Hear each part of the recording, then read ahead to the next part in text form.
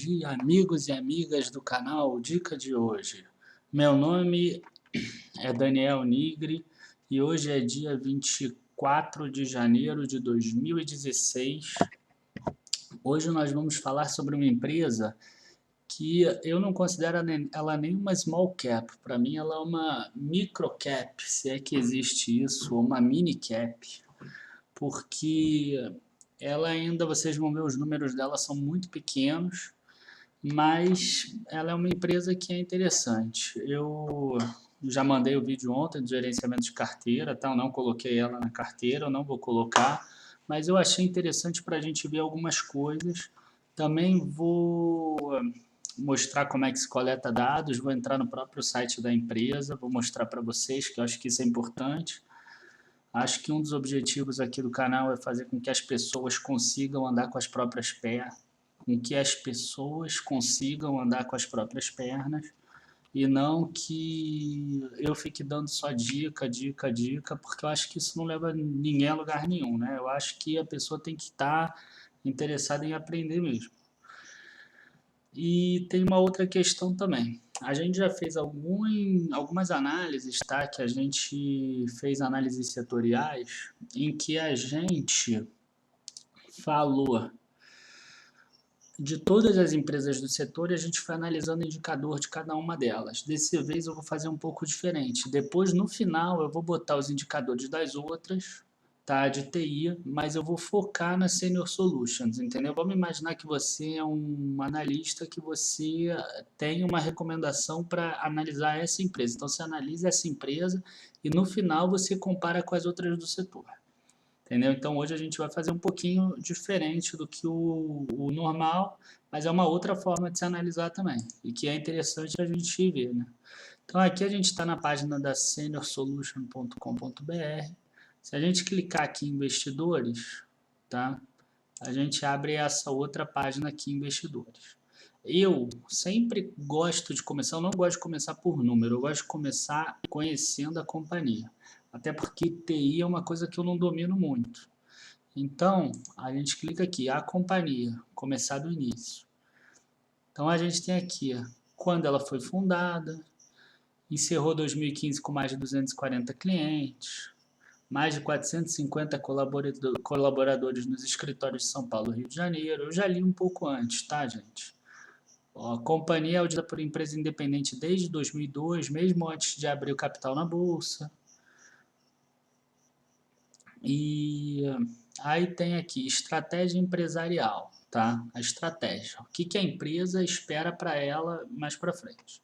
Então, em 2005, com aporte de capital dos investidores BNDES Participações e Fundo Mútuo de Investimento, a Senior Solutions iniciou uma bem-sucedida estratégia de ampliar a oferta de produtos e serviços, expandir a carteira de clientes, acelerar o crescimento via aquisições. Isso é muito importante, via aquisições, quer dizer, é uma empresa que está buscando acelerar o crescimento comprando outras. Em março de 2013 realizou o IPO, captado 39 milhões, enfim, tá? O que importa é isso aqui, via aquisições. E aqui tem as linhas de negócio dela, software, projetos e outsourcing. Vocês vão ver que software carrega quase a empresa toda, inclusive tem as maiores margens. Tá? Não que os outros sejam desimportantes, mas é importante a gente ver isso aqui. Então, como ela é uma empresa focada em aquisições, ela tem uma aba até aqui, ó, histórico de aquisições. A gente vê que de 2015 a 2010, 2012 até, antes dela entrar na Bolsa, ela conseguiu adquirir 1, 2, 3, 4, 5 empresas e depois ela adquiriu mais 4. Essa última aqui, ó, eu vou clicar nela para a gente ver aqui, tá, as coisas.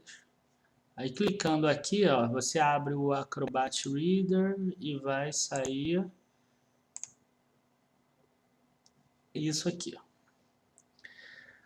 A única coisa que eu quero que vocês vejam é o seguinte, foi em 28 de novembro, então as informações que a gente vir não vai estar incluída essa aquisição, porque elas fecharam no terceiro trimestre de 2016, em 30 de setembro de 2016. Então é importante a gente ver, o preço de aquisição inicial é de 50 milhões, com uma parcela à vista de 35 milhões paga nesta data. Então, ano passado eles já pagaram 35 milhões, quer dizer, eles adquiriram uma empresa e pagaram 70% dela à vista. Porque hoje eu vou analisar um pouco de fluxo de caixa também, então vai ser importante a gente ver isso. Depois de ver o que é a empresa, tá? Aqui tem até um fatores de risco que eu acho importante vocês verem depois, mas eu não vou pegar hoje não. Eu sempre vejo a composição acionária, eu quero ver quem são os majoritários, né, da empresa, que se eu for investir eu preciso saber, né, quem é que está tocando isso. Então a gente tem aqui ó, uma estrutura que é até um pouco diferente das estruturas normais, ó, é muito pulverizado, não tem nenhum controlador.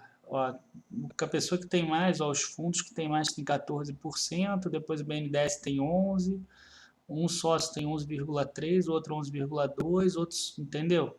Então, quer dizer, ela é administrada por, ela tem uma administração de muitos sócios, tá? Ela não tem um controlador.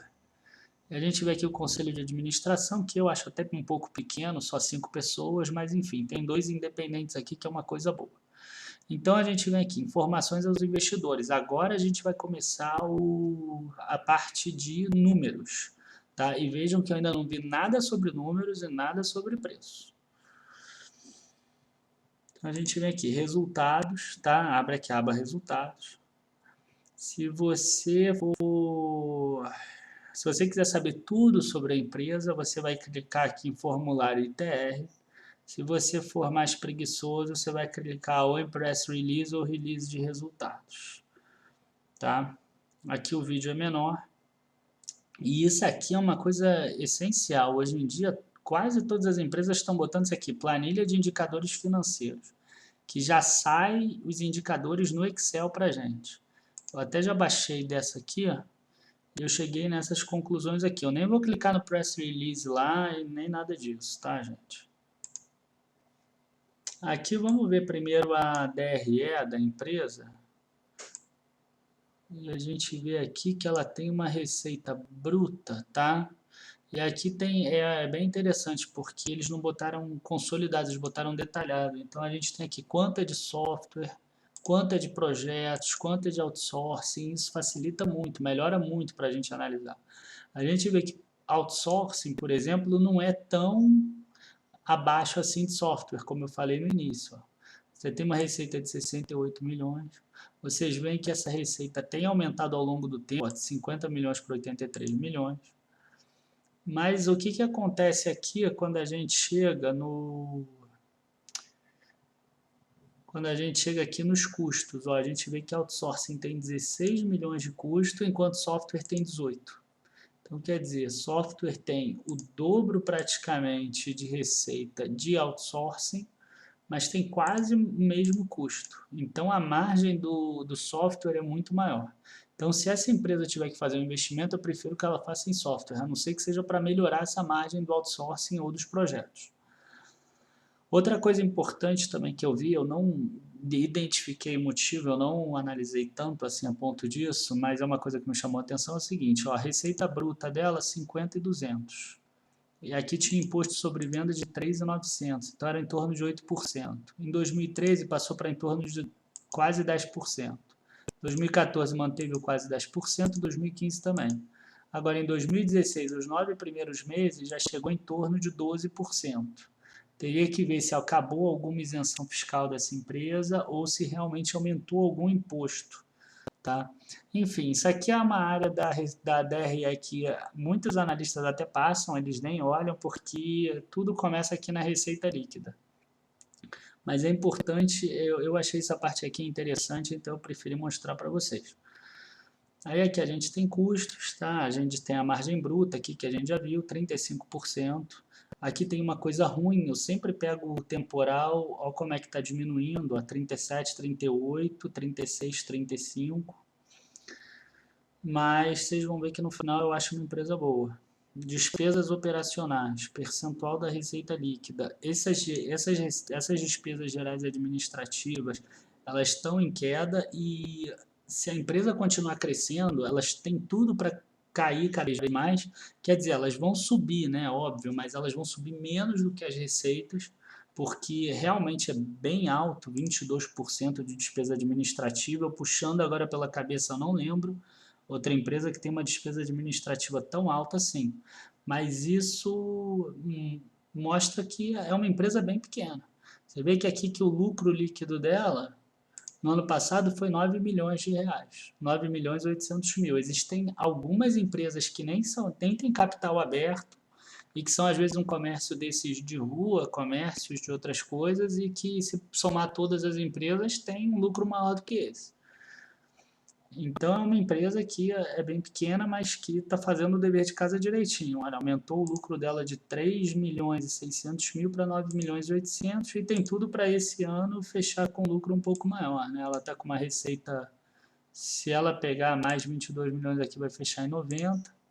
Então, quer dizer, ela tem feito o dever de casa direito.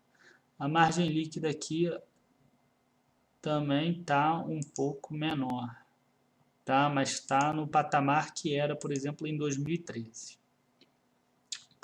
Agora aqui, balanço patrimonial. Primeira coisa que me chamou a atenção é o seguinte: a quantidade de caixa, equivalente de caixa que ela tem. Total de ativos, 106 milhões, mais de 50% é caixa. Que 35 milhões foram gastos para comprar aquela empresa que a gente viu no início, por isso que eu peguei ela. Outra coisa que me chamou a atenção é que no contas a receber. A gente viu que a receita dela está aumentando ao longo de 2016, certo? A gente tem receitas cada vez maiores, aqui 22, 23, 22, que era maior do que em 2015. E o contas a receber está diminuindo, então ela está conseguindo receber mais rápido, ela está reduzindo o prazo de recebimento. Isso é muito bom para a empresa. E aqui tem a parte dos investimentos dela, que são os intangíveis, tá? Essas compras de empresas. Então, quer ver, ela saiu de 10 milhões para hoje em torno de 26 milhões. Por que esse número diminui se ela não vendeu nenhuma empresa? Porque você vai amortizando o ágio que você paga em cada uma das empresas. Provavelmente esse número aqui vai subir bem com a compra dessa empresa nova de 35 milhões. Então aqui a gente tem os empréstimos que tem subido um pouco, a gente vai ver o motivo no fluxo de caixa. E aqui o patrimônio líquido que também, poxa, a gente saiu de 14 milhões para 70 milhões. Entendeu? Aqui, quando pulou de 14 para 57, teria que ver a demonstração de mutação do patrimônio líquido, deve ter tido alguma coisa aqui de ou uma subscrição, ou um aporte de capital, alguma coisa aqui deve ter havido. Muito difícil subir tão rápido assim. E aí, vamos ver aqui se eu acho. Links. Não, esse é da Links. Posição aqui. Fluxo de caixa. Tá? É uma coisa que eu não vejo muito nos vídeos. E as pessoas não falam muito, mas é engraçado até, porque um dos principais indicadores para você ver se o preço da ação está justo ou não é o fluxo de caixa descontado. E aí vocês vão ver o seguinte, olha só. O fluxo de caixa ele é dividido em 3 partes, tá? Quanto de dinheiro é gerado pela operação da empresa, quanto de dinheiro normalmente é gasto com a atividade de investimento e como isso é financiado. Tá? Financiado é como é pago o capital de terceiro, as dívidas e o capital próprio, que é os dividendos e o juros sobre o capital próprio dos próprios acionistas. Basicamente é isso. A soma dos três não necessariamente é zero, porque pode ter aumento ou redução líquido do caixa. Tá? Então, o que importa para a gente aqui é o seguinte, a parte do financiamento a gente não vai falar hoje, o que importa é a gente ver a atividade operacional menos a atividade de investimento. Isso é o fluxo de caixa livre que sobrou para a empresa, entendeu? Quanto gerou na operação menos o que ela gastou investindo. O resto ou aumentou o caixa da empresa ou foi pago de amortização de empréstimo, ou foi pago de dividendos, ou foi pago de juros sobre capital, ou aumentou o caixa, né? Então a gente tem aqui que ano passado você gerou um caixa operacional e você investiu mais do que o caixa que você gerou, Esse ano você está tendo o oposto, mas provavelmente isso aqui vai inverter também por causa da compra daquela empresa. Quando a gente fala de caixa, a gente fala da hora que você pagou, da hora que saiu e entrou o dinheiro, tá? É diferente da DRE, que é quando ocorrem as operações, e não quando recebe e sai o dinheiro. E aí, eu fiz uma tabelinha aqui, tá? Que eu comparei as três do setor, a Senior Solutions, a TOTVS e a Lynx. Tá? A princípio, agora a gente vai ver os preços e a gente vai ver tudo em relação a Senior Solutions. A gente vai ver que Senior Solutions paga 17 vezes o preço sobre lucro. Tá? O preço dela é 17 vezes o lucro atual. A TOTVS está 36,2 e a Lynx está 42,6. Vocês vão ver que são empresas que já estão estabelecidas há mais tempo no mercado. O crescimento da receita de Senior Solutions é 13,56 contra 7,80 de TOTVS e 18% de Lynx. O crescimento do lucro que a gente viu de Senior Solutions, 28% contra 30% de Lynx. Eu vou começar a comparar com a Lynx, porque vocês vão ver que TOTVS tem uns números muito piores. Tá? Pode ser só um período, tá? Eu não analisei TOTVS. O retorno sobre o patrimônio líquido de Senior Solutions é 14,20. O de Lynx teve uma subscrição aí que aumentou muito o patrimônio líquido dela. Então virou 5,80. Mas ela está com caixa livre para tentar crescer o lucro dela. Então aqui é 14,20. Se não tivesse tido esse aumento, seria 11,6 aqui, em torno disso. A margem bruta aqui de Senior é menor, tá bem menor do que as outras duas, mas a margem líquida ela consegue bater mais ou menos pau a pau com a Lynx. Aqui é o fluxo de caixa livre da empresa, aquilo que a gente viu, a diminuição do caixa gerado na operação menos o caixa gasto com investimentos. Provavelmente esse número aqui vai virar um número negativo, tá? Por causa da aquisição dessa empresa nova, mas enfim, até o terceiro trimestre era 14.804 milhões de caixa livre, tá? Para a empresa, não para o acionista, para a empresa. A TOTVS tinha 116 milhões e a Lynx 57 milhões. Só que isso aqui tem que ser comparado com o tamanho da empresa e com o valor de mercado que cada uma delas tem. Aí aqui a gente tem um payout. Mais uma vez a gente vê que a empresa que paga maiores dividendos é aquela que está com os piores números. Tá? A que cresce menos o lucro, é a que cresce menos a receita, é a que tem o ROI menorzinho um pouco, se não fosse o aumento aqui de subscrição, é a que tem a menor margem líquida, etc, etc, etc. Tá? Eu não foco em dividendos, acho que vocês já perceberam isso. Aí aqui a gente tem o preço de cada uma delas, multiplicado pela quantidade de ações, a gente chega aqui no valor do mercado, valor de mercado. A gente vê que a Senior Solutions hoje, ela é 14 vezes menor do que a Lynx, e ela é em torno de 25 vezes menor do que a TOTVS em valor de mercado. Tá? E aqui tem o patrimônio líquido delas, porque aí com o valor de mercado sobre o patrimônio líquido, a gente chega no preço sobre o valor patrimonial, que nesse setor de tecnologia de informação é um indicador até desprezível, gente. Tá? E esse aqui é o fluxo de caixa descontado, é quanto a empresa deveria valer. Tá? Isso aqui é comparado com o valor de mercado. Tá? Eu não vou entrar em detalhes desse indicador, provavelmente vai vir depois quando eu fizer um curso, aí quando o site estiver no ar e tudo. É um indicador bem importante, mas aqui o que a gente precisa saber é o seguinte, ó, ela é uma empresa que cresce bastante o lucro, ela tem como estratégia adquirir outras empresas para continuar crescendo o lucro, tem feito isso de uma forma boa. Por causa disso, ela não paga tanto dividendo assim, ela é a que paga menos dividendo, porque ela está focada no crescimento dela. Tá? Então, dentre as três, o que acontece? Eu preferiria Senior Solutions.